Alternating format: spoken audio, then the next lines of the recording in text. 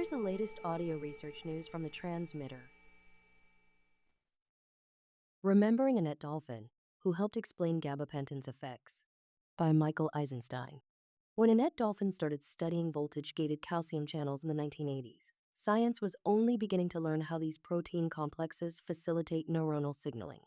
By the early 2000s, the community had identified a diverse set of subunits that determine how these channels function, and Dolphin, a neuropharmacologist at University College London, herself had zeroed in on a subset of components known as alpha-2 delta.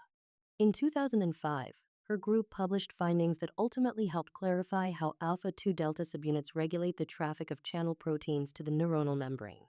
They then linked this function to neuropathic pain and eventually revealed that gabapentin works by modulating this trafficking. Anthony Dickinson, a fellow neuropharmacologist at UCL and longtime friend of Dolphin's, was a primary collaborator in the gabapentinoid drug research, combining his pain expertise with Dolphin's mastery of calcium channel biology.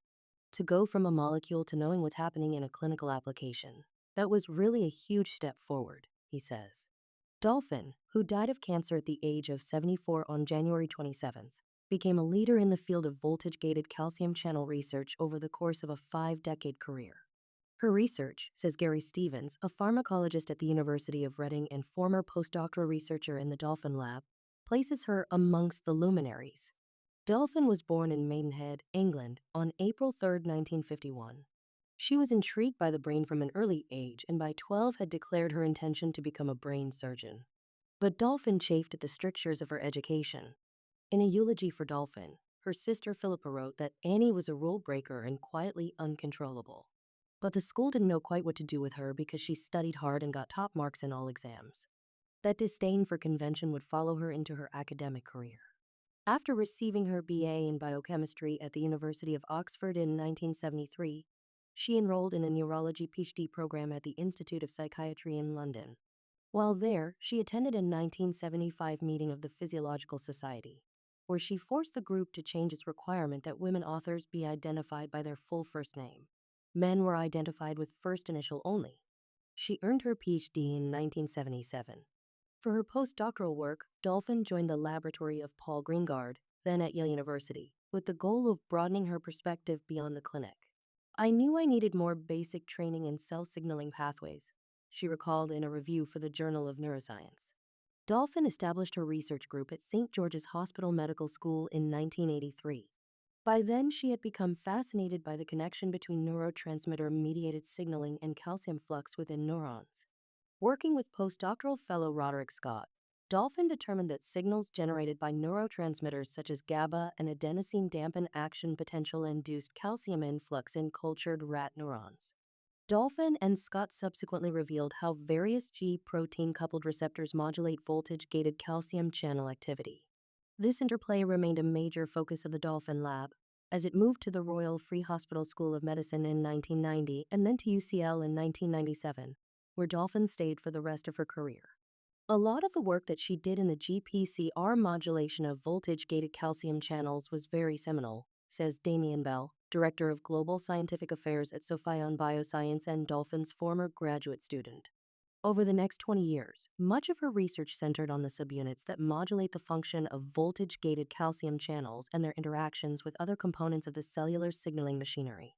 Jörg Striesnig, a pharmacologist at the University of Innsbruck and colleague of Dolphin's, says that her insights into channel biology are particularly impressive given that much of the foundational work was done early in the molecular biology revolution. "She was a very intuitive person and a very good biochemist," he says.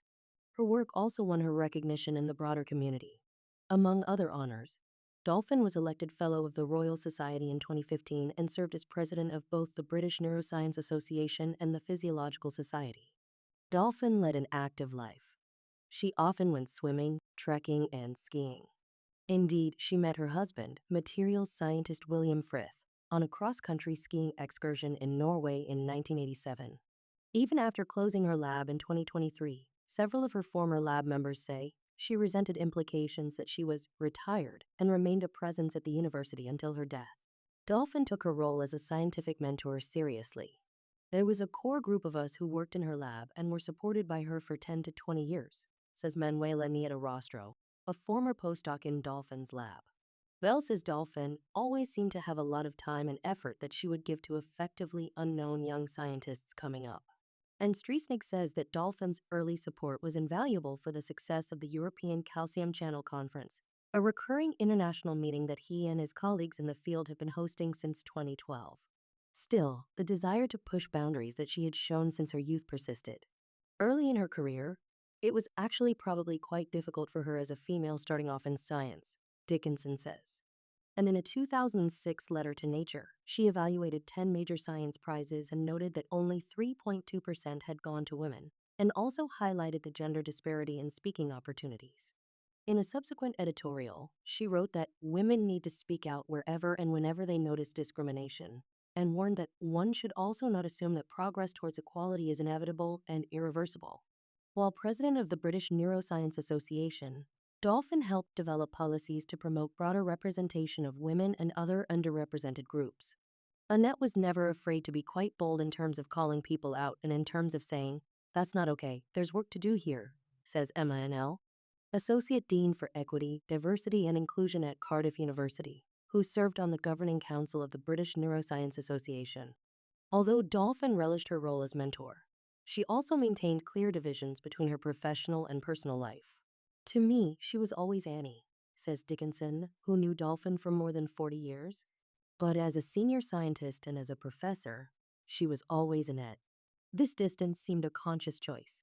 In a 2015 profile, Dolphin said that if she could give advice to her younger self, it would be to compartmentalize your career away from problems in your personal life. That shaped Dolphin's communication about having Lynch syndrome, a hereditary condition that heightens the risk of certain cancers. She kept her condition a secret outside of her immediate family, though she had undergone treatment for 3 prior cancers before the one that claimed her life. "None of us really knew about that until her death," Bell says. Fritz says Dolphin was concerned that if people knew of her condition, she might lose opportunities for grants or collaborations. People would have just said, "Well, is she going to be able to devote her energies to it?" He says. But before she died, she gave Frith a final request: to spread awareness of Lynch syndrome. Early diagnosis can make cancer treatment less strenuous for patients, and it's a good thing to be aware that you should have enhanced monitoring if you're a higher risk, Frith says. To talk of her illness after decades of secrecy, Frith says, was soothing in its own way. "I think it was a great relief to her, actually." This audio was created using artificial intelligence. Stay up to date with the latest neuroscience news and perspectives at thetransmitter.org. Follow audio research news on Spotify, YouTube, or wherever you get your podcasts.